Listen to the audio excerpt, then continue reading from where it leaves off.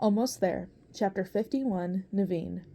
The Kingdom of Maldonia, 3 months later. Naveen could not hold back a smile as the car traveled along the tree-lined boulevard leading up to the Grandois entrance of the Grand Palace of Maldonia. The white marble dome atop the massive 200-room royal residence sparkled like a newly harvested pearl.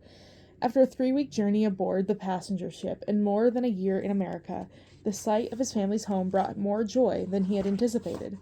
The car rounded the reflection pool and fountain, coming to a stop before the 20-foot gold-plated doors.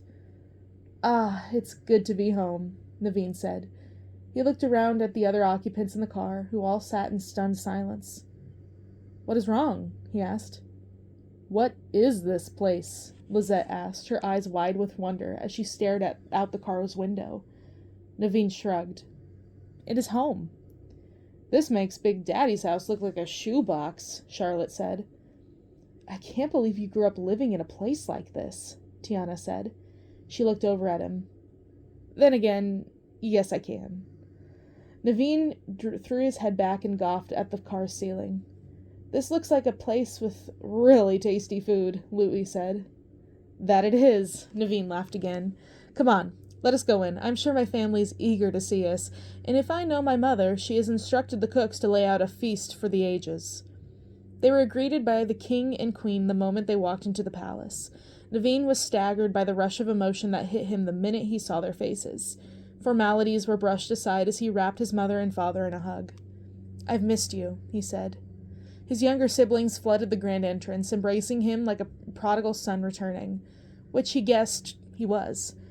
As Naveen predicted, his parents had ordered a grand celebration to mark their son's return home. Temporary, though it was, he'd informed them before he boarded the ship that he had chosen to make New Orleans his permanent home. At Lizette's insistence, Naveen took their guests on a tour of the palace, including a drive around the 100-acre estate. By the time they returned, more than 50 of his closest friends and family had arrived for the celebration. Naveen felt conspicuous, dressed in his royal regalia, but one look at Tiana's face when he walked in the grand ballroom changed his mind. Following dinner, he immediately escorted her to the dance floor, where they waltzed around his father finally cut in. Now, Naveen stood at the periphery of the dance floor, leaning against one of the marble columns, and observed the guests enjoying themselves. His mother came up to him and patted his arm with her gloved hand. "How are you, son?" she asked. "I am well, mother," Naveen answered.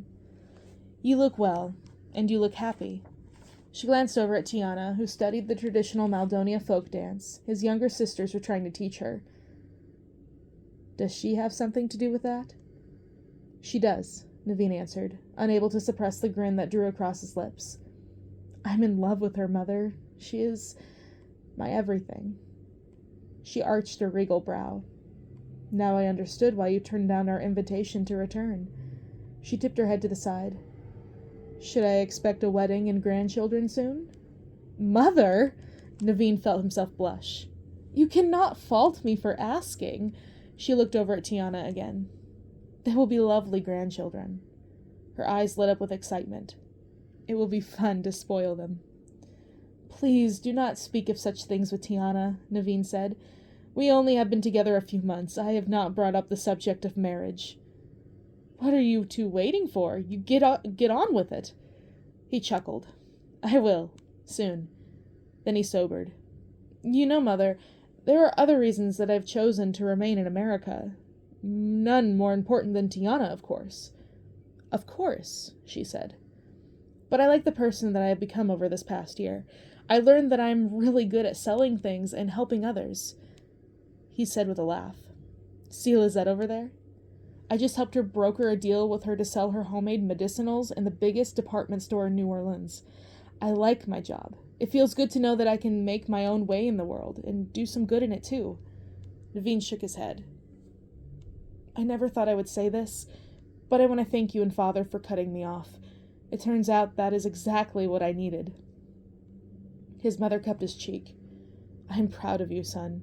I always knew you could accomplish anything once you discovered your heart's true desire." "Well, at least I'd hoped that would be the case," she amended with a laugh. "Just know there is always a place for you here.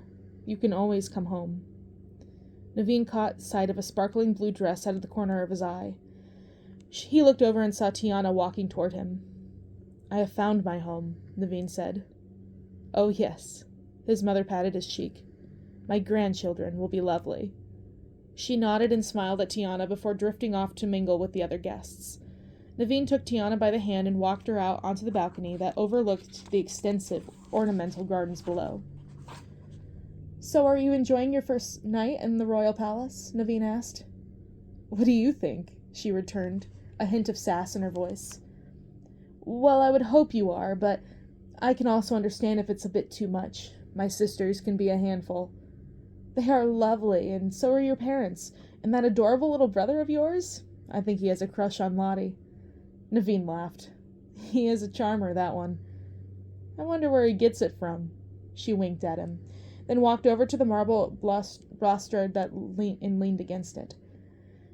Looked up at the sky, she said, "Doesn't it amaze you that these stars we're staring at here in Maldonia are the same stars they're looking back at in New Orleans? It really puts things into perspective when you think about it." "It does," Naveen said.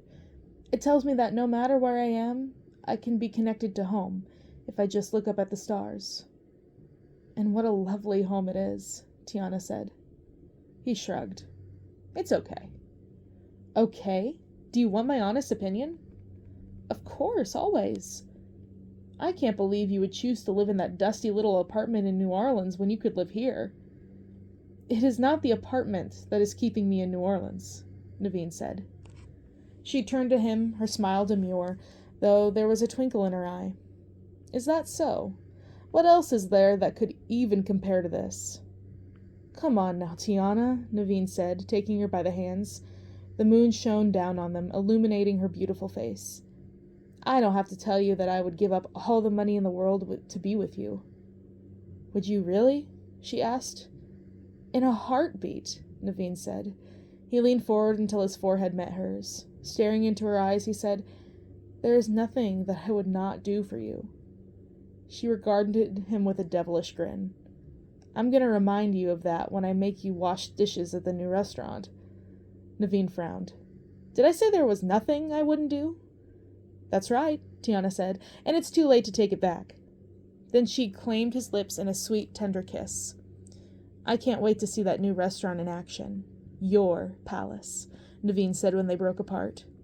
Tiana grinned slowly. "Tiana's place. I like the sound of that."